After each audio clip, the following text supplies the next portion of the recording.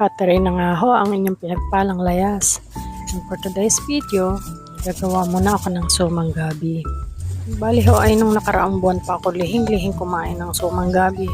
Ang problema, kahit saan ako umikot, ay wala naman basta mabilihan. Kasi hindi naman uso dito sa atin. Natutunan ko lang ito sa Laguna, sa mga kamag-anak ko sa Nagcarlan, Laguna. Pag din sa Batangas, hindi naman yata uso din sa atin ang sumang gabi.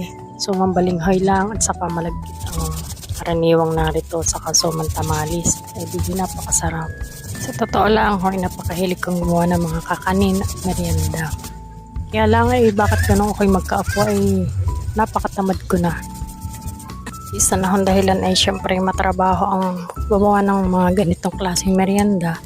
Kaya hindi ako basta-basta makapag-prepare kapag may naisip ako lutuin. Dati ho sadya nagluluto ako ng mga ganitong kakanin para sa pambenta ko. Lalo nung nasa UAE ako. Naku, kapag maubos ng allowance ko, sadyang namimili ako ng konting ganyan, mga kamuting kahoy. At binibentahan ko ang mga katrabaho ko, mga Pinay din, mga ka-roommate ko. Gustong-gusto naman nila mga ganyang merienda. Siyempre namimiss nila. Kung bibili naman dun sa abroad ay napakamahal kasi parang imported na din. At yan na nga po, sinaid ng asukal. Naku, itak-tak na magaling. Natira pa naman na kaunting pang timpla ng aking kape.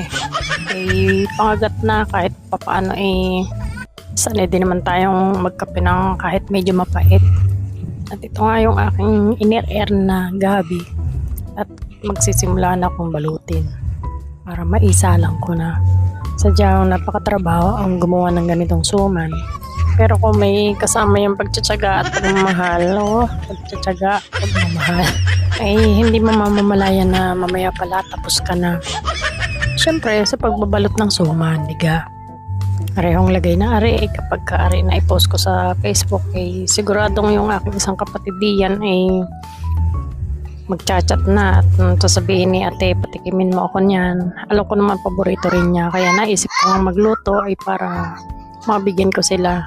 Siyempre tigi-ilan lang at talagang tingnan nyo naman, iilan lang ang aking nabalot at nga di pagsasalo-saluhan na. Ika nga hating magkakapatid at talagang yun lang ang nakayanan. At least mayroon, diga. Naku, kumukulo pala ang talagang maamoy mo naman ang aroma at napakabangong dahon ng saging. Maya-maya pa pwede nang kainin hanggang sa susunod ulit na video. Bye-bye!